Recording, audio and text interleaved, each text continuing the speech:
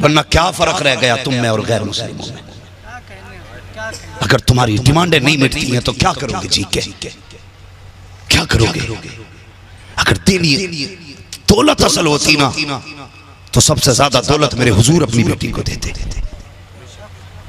सबसे ज्यादा दौलत देते, क्योंकि उनकी चौखट पे बैठने वाला अबू बकर जैसा अमीर भी है, उस्मान जैसा सखी भी है। अगर वो इशारा कर देते खुदा की कसम इतनी दौलत जाती कि कयामत तक कोई नहीं दे पाता। लेकिन जब निकाह का इरादा किया था अबू बकर जी या रसूल अल्लाह ऐलान कर दे मेरे अली और फातिमा का निकाह है।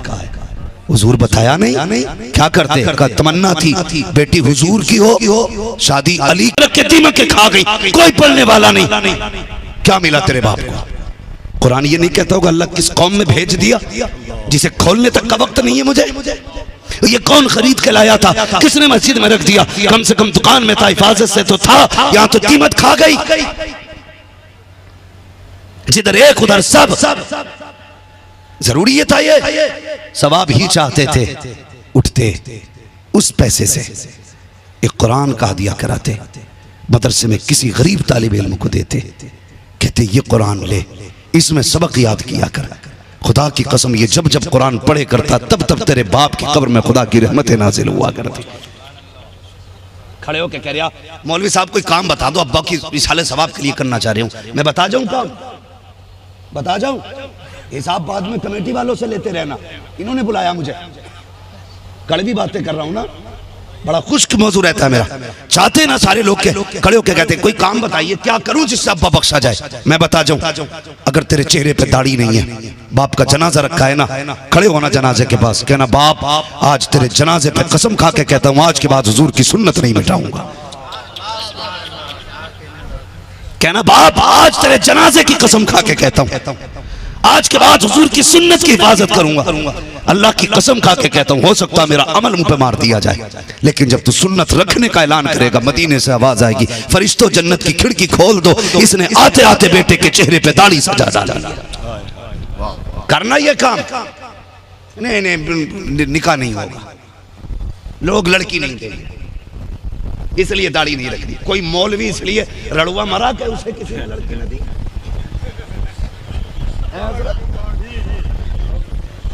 कोई गया इस वजह से कुआरा ही चला गया हो। अगर किसी ने नहीं की तो रब की रजा के लिए नहीं, सिर्फ इसलिए कि बीवी उसकी इबादत में खलल पैदा करेगी, इसलिए तो निकाह नहीं हुई। लेकिन इसलिए कोई मौलवी बिना बीवी के नहीं मरा कि उसे किसी ने दाढ़ी की वजह से बीवी नहीं दी। सुनो भाई, तूने दुनिया की बातें सुनी होंगी, आज हमारा भी नुस्खा लेके जा। ये जो घरों में आग लग रही है इसे मिटाना चाहते हो तो दाढ़ियां रख लो, और शादी से पहले रखना। बाद में रखने में देखो सिर्फ सवाब तो है, वो फायदा नहीं है जो पहले वाली में भी है। आप कहेंगे कैसे? सुने, अगर पहले रखेंगे तो जो अम्मा देखने जा रही है ना दुल्हन को, हजरत जो अम्मा दुल्हन देखने जा रही है ना, तो वो सिर्फ बाहर से देखती है, आंखें भी अच्छी हैं, होठ भी अच्छे, नाक भी अच्छी, कान भी अच्छे, मुंह भी अच्छा, बोल भी मीठा रही है, चाय भी बड़ी कप भर के लाई थी। हाँ, और समदन ने अगर हाथ में मीठा दे दिया रिश्ता पक्का, बड़ी इज्जत हो गई मेरी, एक जोड़ा भी मिल गया, ये रिश्ते हो गए। सुन रहा है ना? तो ये सोच के रिश्ते होते हैं। अंदर क्या है? बाद में सास कहती नसीब फूट गए, अंदर थोड़ी देखा था। जी जी, मत्थे पे थोड़ी लिखा था मारेगी के रोटी देगी। हाँ, इसके मत्थे पे लिखा नहीं था, लेकिन एक काम जो करना था वो तूने नहीं किया। कहा क्या? मैं कहता हूं बेटे के चेहरे पे दाढ़ी रखा ले। कसम खुदा की, दाढ़ी वाले के घर में सिर्फ वही आएगी जो कनीज़े फातिमा ज़हरा होगी। दाढ़ी वाले के घर में वही आएगी जिसे मुस्तफा से भी प्यार होगा और खुदा से भी प्यार होगा, और जो खुदा रसूल से प्यार करेगी वो तेरे घर में आग नहीं लगाएगी। लेकिन उसने पहले की दाढ़ी होगी तो लल्ला दूल्हा नहीं बनेगा, तो आग लग गई घरों में। दाढ़ियां रखो चेहरों पे, घरों के हालात बेहतर करो, अपने आप को बदलो। भाई बाप को बख्शवाना चाहते हो तो चेहरों पे दाढ़ियां रखो। जनाजे पे खड़े होकर कि आज के बाद कभी नमाज नहीं छोड़ूंगा, आज के बाद कभी रिश्वत नहीं लूंगा, आज के बाद कभी ब्याज नहीं लूंगा। हम लोग खुदा से दूर होते जा रहे हैं, ये कड़वी सच्चाई है। कहने को हम सब कहते हैं खुदा देख रहा है, लेकिन अकीदे कमजोर है। ये कौम डरी तो कैमरों से डर गई। लगा एयरपोर्ट पे, कहो होशियार आप कैमरे की नजर में, सीधे करो। शॉप में लगा है, आप कैमरे की नजर में, सीधा खड़ा कैमरा लगा। ये कैमरा जिसका कनेक्शन का नहीं पता, ये भी तो हो सकता खाली लगा है तार छुटाओ, ये भी तो हो सकता लाइट नहीं हो, ये भी तो हो सकता सेटिंग बिगड़ी हुई हो, ये भी तो हो सकता कैमरा खराब है। जो इतनी खराबियों के इम्कानात रखता है, उससे इतने डरते हो कि उसके आगे सीधे खड़े हो जाते हो। और वो खुदा जो उजाले में भी वैसी देखता है जैसा अंधेरे में देखता है, जो जैसा उजाले में देखता है वैसा अंधेरे में देखता है। कैमरे से न डर, अगर डरना है तो फिर खुदा से डर की दुनिया को। ये उम्मत खुदा से डरना भूल गई, इसलिए कैमरे लगा दिए। अगर हम सिर्फ खुदा से डरते तो कैमरों की जरूरत नहीं थी, लेकिन कैमरे क्यों ना लगाएं। मैं उस दिन एक वीडियो किसी ने डाली, मैंने देखा कुर्ता पजामे वाला आया, चारों तरफ देखा, उसे पता नहीं कैमरा लगा और मस्जिद की टोटियां खोल के ले गया बेचने। मस्जिद की वुजू की टोटियां ले गया। खुदा देख रहा है, अकीदा यही है, खुदा देख रहा है। मैं टोटी खोलूंगा, खुदा देख रहा है। चोरी कर रहा हूं, खुदा देख रहा है। ये अकीदा है हमारा, इसे कहते हैं खुदा देख रहा है। दुनिया ने सुना है, उमर जिसको बहू बना के लाया उसने कहा था खुदा देख रहा है। और उमर इस वजह से लाए थे बेटे की दुल्हन बना करके, क्योंकि उसकी दिल में खशियत इलाही थी। और फरमाया था बेटी इसलिए लाया हूं कि मैं कल जब अदालत के लिए निकलूं तो मेरे कंधे पे हाथ रख के कहना उमर देख के फैसले करना, खुदा देख रहा है। ये खशियत इलाही थी, ये खशियत इलाही। भाई अल्लाह से मोहब्बत करो, अल्लाह से मोहब्बत करो। गरीब नवाज इधर आई है, कॉन्फ्रेंस भी गालिबन ख्वाजा गरीब नवाज है। ये अल्लाह वाले क्या हैं, क्या है इनके 8 हाथ पैर हैं, इनके 6 आंखें होती हैं, नहीं आंखें इनकी भी 2 ही होती है। फिर क्या मसला है कि लोग इनके पास भागते हैं। जानते हो जो इनका रब है वही हमारा रब है, जिसके हम बंदे उसी के ये भी बंदे। जो दीन इनके पास है वो हमारे पास भी है, जो शरीयत इनकी वही हमारी है, जो कानून हमारे लिए वही इनके लिए। लेकिन आखिर इनके पास क्यों जाते हैं? इसलिए कि इनको खुदा को मनाना आता है, मनाना आता है। एक बुजुर्ग हुए हजरत अब्दुल्लाह इब्न जुबैर, उन्होंने सिर्फ इस वजह से निकाह नहीं किया था कि बीवी होगी तो मेरी इबादत में खलल पड़ेगा, इसलिए मैं निकाह ही नहीं कर रहा। निकाह नहीं पड़ा, पूरी जिंदगी अकेले गुजार दी।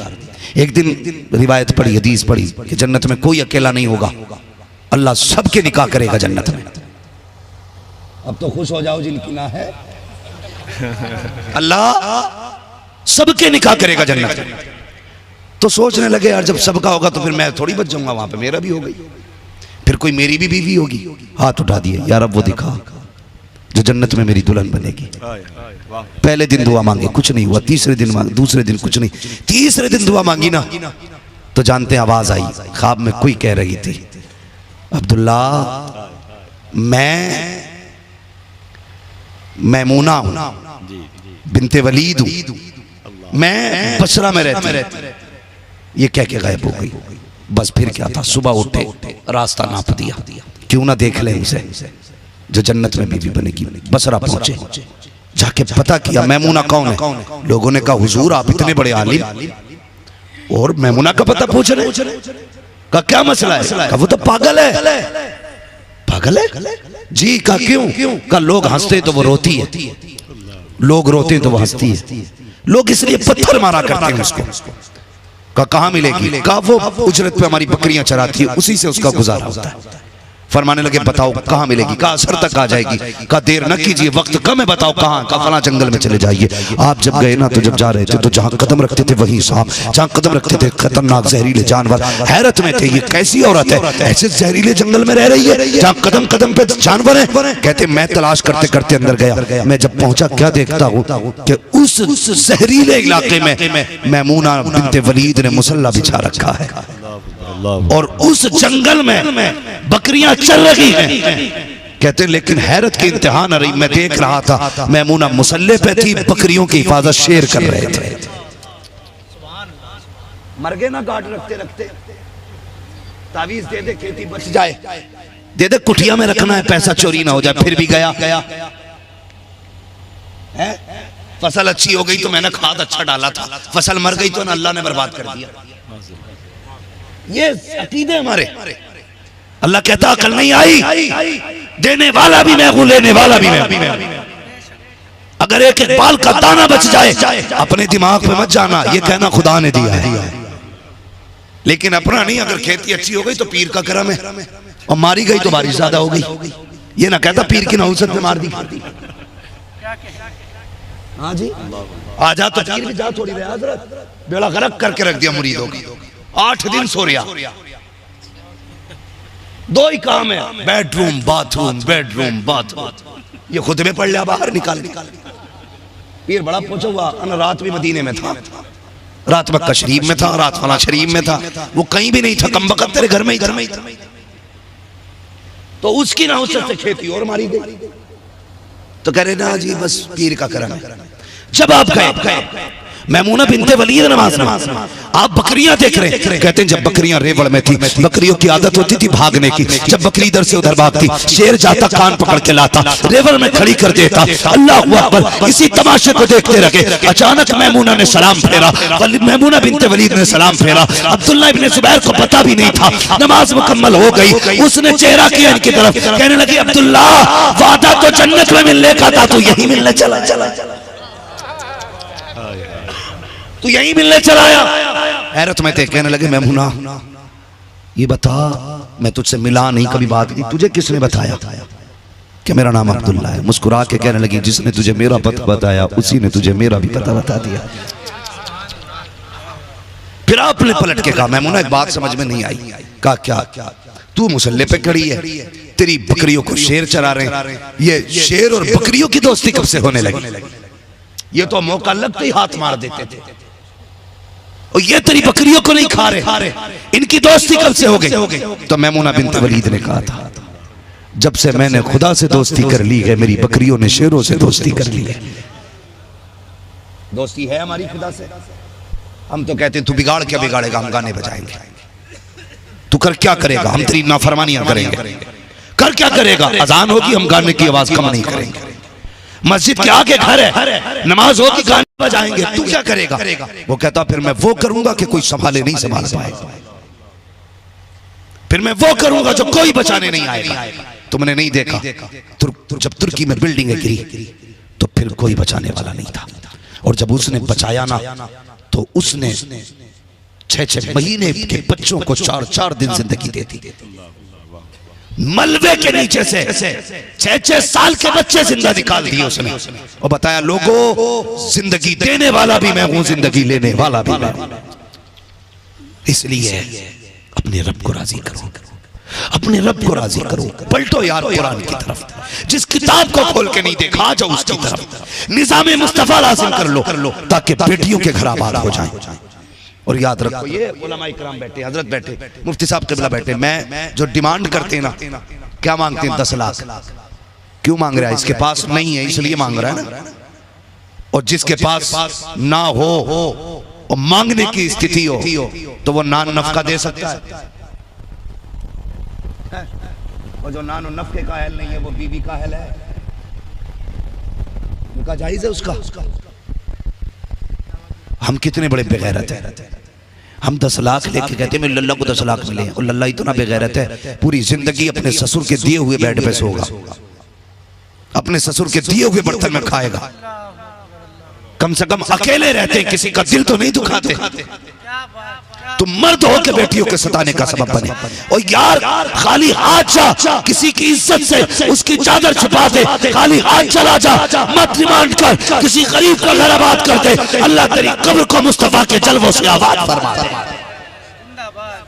हुजूर के किरदार को अपने अंदर लाएं, हुजूर की शरीयत को लागू करें, ताकि गरीब बेटियां भी इज्जत से रुखसत हो चुके, गरीब बेटियों के भी खराबात हो सके। खत्म करो। और मेरी बात सुनो, आला हजरत ने जो ये मसला लिखा है फतावे रज़विया में, बेटियों के हाथ में कलम देना ऐसा है जैसे उनके हाथों में तलवार देना।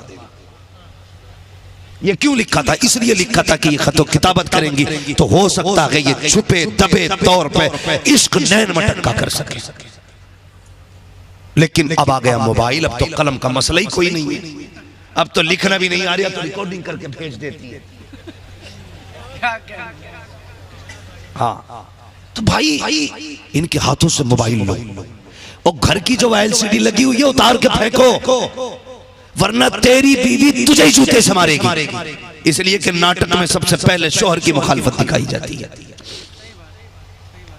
जो जितना बड़ा बदकिरदार होता है फिल्मों में उतना ही बड़ा हीरो होगा। कोई कहानी ऐसी नहीं फिल्मों की जिसमें बेटी ने बाप से बगावत न की, फिर तेरी बेटी वफा करेगी। कोई नाटक ऐसा नहीं जिसमें घर ना उजड़े हो, फिर तेरे घर की बहुएं घर में सुख रहने देंगी। घर में सुख चाहते हो एलसीडी उतार के फेंक दो, ड्रामे तमाशे बंद कर दो, इनको मुस्तफा का किरदार सिखाओ और खुद भी सीखो। आका करीम ने अपनी उम्र से 15 साल बड़ी औरत से निकाह किया और ऐसी जिंदगी गुजारी 25 साल तक आपने हजरत खदीजा की मौजूदगी में किसी औरत से निकाह नहीं। ये वफा भी दिखाई दे रही हुजूर ने। और फिर हजरत खदीजा को भी आप देखिए, वो खदीजा जिसके इस्लाम में दाखिल होने से पहले कपड़ों में तार सोने और चांदी के होते थे। जब हुजूर की चौखट पे आ गई विसाल के वक्त 18 पैबंद लगे थे आपके कपड़ों में, 18 पैबंद। हुजूर ने कहा था खदीजा कुछ तो मांग ले, जिंदगी में नहीं मांगा। तो हजरत खदीजा ने कहा था सब कुछ खुदा से मांग लिया, तुझको मांग कर उठते नहीं है हाथ मेरे इस दुआ के बाद। यार इस पे शाकिर रहो कि तुम्हें हुजूर का गुलाम बनाया गया, इस पे नाज करो कि तुम मुस्तफा के गुलाम हो।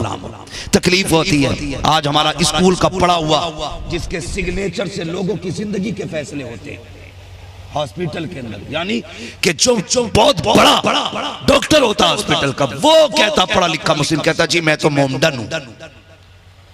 गैरत नहीं आई? तू इतना पढ़ने के बाद करोड़ों खर्च करने के बाद सही से ये नहीं बता सका तू कौन है। कह रहा मोमडन हूं, जालिम मोमडन न कह, बिगाड़ मत, ये ईसाइयों ने बिगाड़ा है। अगर तुझे कहना तो कह मैं मोहम्मदी हूं, लेकिन कह रहा मोमडन हूं। ऐसी तालीम में आग लगे जो उम्मत को हुजूर से दूर कर रही है। हम तो तालीम भी वो पसंद करते हैं जो हुजूर से करीब करे, हुजूर से करीब करे। ऐसा नहीं है मैं मुखालिफ हूं, मेरे कई सारे साथी यूनिवर्सिटीज में प्रोफेसर भी हैं, पढ़ा भी रहे, लेकिन खुदा का शुक्र है बड़े पक्के मसलक के आला हज़रत वाले लोग हैं, पक्के। उसकी वजह क्या है कि उनका बचपन मदरसों में गुजरा है। कुछ दिन मदरसों में गुजार दो ताकि अकीदे महफूज हो जाए, अकीदे महफूज हो जाए। तो ये ना कहा करो मोमडन है, हम ये कहा करो मोहम्मदी है। तो इस पे नाज करो खुदा ने तुम्हें हुजूर की उम्मत में पैदा किया है, ये काफी है जीने के लिए यार, ये काफी है। मत मांग जहेज किसी से, मत मांग पैसा, कोई दे अपनी मर्जी से, उसकी मर्जी है। मत दबाव डाल, मांग के लेना हराम है। और जहेज नहीं है, ये तेरे घर में आग आ गई है जो तुझे जहन्नम की आग में लेके जाएगी। इसलिए खुदा के वास्ते निकाह आसान करें, रिश्तों की डिमांडें खत्म करें, और जो ये रस्में चल रही हैं ये खत्म करें। और ऐसा नहीं है कि गानों के बगैर शादी नहीं होती है। मत करो जल्द से शादी में तो कम से कम गाने भी मत बजाओ, ताकि पता चले ये जितनी सादे तरीके से जिंदगी में इसके निकाह की रस्म अदा की जा रही है, उतना ही मदीने वाले का इस पे फैजान हो रहा है। तो निकाहों को आसान करो, बेटियों को जीने का अधिकार दे और उनकी जिंदगी को मुश्किल न करें। एलसीडी, ये नाटक ड्रामे सारे फेंक दें। आपकी बेटी एमबीबीएस बन रही है या बीयूएमएस कर रही है, ट्यूशन जा रही है, उसके मिनट मिनट की कदम खबर रखिए आप, और ऐसी जगह भेजिए जहां पढ़ने वाली भी बेटियां हो, पढ़ाने वाली भी बेटियां, वरना हाथ धो बैठोगे बेटी से, फिर कहोगे आप क्या करें, कुछ नहीं हो सकता। लोग कहते हैं हम रोने से क्या फायदा जब चिड़िया चुग गई खेत। इससे पहले के खेत चुगे जाए, आंखें खोलो, बेटियों की हिफाजत करो, बेटियों की हिफाजत करो। आज पूरे समाज के अंदर देखो गाने आम होते जा रहे, कितनी बेगैरती है। वहीं गानों पे ठुमक रही हैं बेटियां, वहीं बाप खड़ा है, वहीं बहनें नाच रही हैं, वहीं पे भाई खड़े होकर देख रहा। बंद करो ये गाने, गुनाहों के दिलों के अंदर निफाक पैदा करते हैं, गुनाहों के रास्ते खोला करते हैं। इन्हीं गानों से अय्याशियों के ख्याल आते हैं, इन्हीं गानों की वजह से बेटियां बेरा रवि की शिकार हो रही हैं। आग लगा दो डैकों को, आग लगा दो तमाशों को, और बता दो महफिलें जब भी होंगी मदीने वाले मुस्तफा की बातें की। अब उम्मत को एक नया रंग दो, हुजूर की मोहब्बत का रंग, हुजूर के प्यार का रंग, हुजूर की वफा का रंग। ये इदारा है गरीब नवाज, अल्लाह ने पैसे से नवाजा है, इसाले सवाब करना है तो कभी इसका कमरा बनवा दो लाके, बच्चों के पीने के पानी का इंतजाम करो, पंखों का इंतजाम करो, इनकी आराइश का इंतजाम करो, रिहाइश का इंतजाम करो। इस इदारे ने आपको 5 हाफिज कुरान दिए गए, जबकि लॉकडाउन के बाद इस मदरसे में कितने 25 या 26 बच्चे, 25-26 बच्चों में इन्होंने 5 बच्चे हाफिज कुरान बना के दिए गए। नसीब वाला है जिसका पैसा इन पे लग गया, नसीब वाला है जिनका पैसा इन पे लग गया। और सुने, अगर अमीर बनना चाहते एक वजीफा मेरी तरफ से भी ले जाइए। मैं पीर तो नहीं हूँ, मुरीद तो नहीं करता हूँ, वजीफे भी मुझे नहीं आते, न चिल्ले मैंने किए, मगर मैं कुछ वजीफे ऐसे जानता हूँ जो सीने पसीने भी मिला करते हैं। भाई अगर घर में बरकत ना हो तो कभी कुरान वाले को खाना खिला, फिर देख अल्लाह इसकी उंगलियों के जरिए तेरे घर के बर्तनों में कितनी बरकतें उतार देता है, कितनी बरकत। शादी तो पहले ना वो आएंगे, पहले स्पेशल कोट पैंट वाले हाफिज जियों का तो नंबर भी नहीं आता, कहीं इमाम साहब आ जाए, बेटे उधर खाट पे बैठा के खिलाते, वो ऐसे खा रहा जैसे यतीम खा रहा कोई है ना। सालन रख गया तो फिर रोटी वाला नहीं, रोटी रख गया तो सालन वाला कोई नहीं है। ये इज्जत देते हैं उलमा को, ये सर के ताज है। खाने की जब इब्तदा हो ना वलीमे में, शादी में, पहले कुरान वालों को खिलाओ और इनसे कहो खा के हाथ उठा दो। अगर ये हाथ उठा देंगे अल्लाह तेरे खाने में बरकतें भी अता फरमाएगा, इज्जतें भी अता फरमा देगा। हाँ, अगर वलीमे का खाना खत्म हो जाए ना तो जिम्मेदारी इमाम है। पता नहीं कैसी फातियां पढ़ के गया, डेक खत्म हो गई। वो जो खड़े होकर लंगूर खा रहे हैं ना, खड़े होकर गधे, आधा फेंक रहे हैं आधा खा रहे हैं, वो जिम्मेदार नहीं, इमाम जिम्मेदार है। फातिया ठीक नहीं थी, फातिया में पता नहीं कोई कमी कर गया इमाम। तू पूरी शादी कमी करके कर रहा है तो कोई बात नहीं है, और कह रहे पता नहीं इमाम साहब कैसी पढ़ के गए, बरकती नहीं हुई। तो ये ना किया करें, ये ना किया करें। पहले कुरान वालों को इज्जत से खिलाएं, इनके हाथ उठवाएं। जब ये कहेंगे ये अल्लाह जिसने मुझे खिलाया तू उसे खिला, जिसने मुझे खिलाया तू उसे बरकत दे, जिसने मुझे मेरा पेट भरा अल्लाह उसकी नस्लों का पेट भर दे। फिर दे खुदा की कसम दुनिया खा के चली जाएगी, तेरे खाने में कभी नहीं आएगी, मगर शर्त है कि हम कुरान की इज्जत करेंगे इंशाअल्लाह। खुदा के करीब होंगे जवानों इंशाअल्लाह। रिश्ता रब से मजबूत करो, जब भी मांगना अपने रब से मांगो। दौलत चाहिए अल्लाह से मांगो, जहेज चाहिए अल्लाह से मांगो, कैश चाहिए अल्लाह से मांगो। क्यों गए तुम उनकी चौखट पे, क्यों गए पैसे वालों के दरबार में। और बेटियों वालों से भी गुजारिश है तुम भी जरा नजरें नीची रखे करो। तुमने भी जहां बेटा ऊंचा देखा ना चाहते हो ना, दामाद अच्छा ही चाहिए, तो पहले ही कह रहा 10 लाख दूंगा रिश्ता करा दे। तुम्हारी इस बेगैरती की वजह से गरीबों की जिंदगी मुश्किल हो गई। बराबरी का रिश्ता देख बेटी दे दे, कहते नहीं पैसे वाला इसलिए दिया ताकि बेटी सुख में रहे। कई पैसे वालों के घर बेटी सुख में नहीं रहती, कई गरीबों के घर में भी बेटियां सुख से रह लेती हैं। उसकी वजह यह है कि सुकून पैसा नहीं देता, सुकून अल्लाह देता है। इसीलिए मैं कहता हूँ फुटपाथ पे सो जाते हैं अखबार बिछाकर, मजदूर कभी नींद की गोली नहीं खाते, इसलिए कि सुकून अल्लाह देता है। नींद तब आती है जब बंदे को सुकून होता है, और सुकून तब मिलता है जब अल्लाह सुकून देता है। इसलिए कोशिश करें हम रब को राजी करेंगे, जब अल्लाह राजी होगा ना हमारे घरों में बरकतें आएंगी। मौजू बड़ा तवील होता जा रहा है। कुल हल यस्तविल लदीना यअलमून वल्लदीना ला यअलमून। अपने सारे मामलात में उलमा को आगे रखा करो, मशवरे भी इनसे लिया करो, पूछा भी इनसे करो, फिर देखो अल्लाह कितनी बरकतें देगा। रब ने कुरान में कहा, महबूब आप फरमा दीजिए इनसे कि जानने वाले और ना जानने वाले बराबर नहीं है, बराबर नहीं है। इनकी शान अपनी है। क्या है इनकी शान? अल्लाह अहले महशर के लिए हुक्म करेगा, फरिश्तों जाओ मेरे कुरान वालों को तलाश करके लाओ। फरिश्ते कहेंगे मालिक हजरत आदम से लेकर के पैगंबर आखिर ज़मान तक सबकी उम्मतें हैं, पता कैसे चलेगा कुरान वाला कौन है? फरमाएगा मुंह सूंघना, जिसके मुंह से मुश्क की खुशबू आ रही होगी वही मेरे कुरान वाले होंगे। ये शान है इनकी, ये शान है। ये घर जाएंगे खाली नहीं जाएंगे, हाथ में सनद होगी, दिल के अंदर जन्नत का टिकट लेके जा रहे होंगे। बाप की मेहनतों का फल है।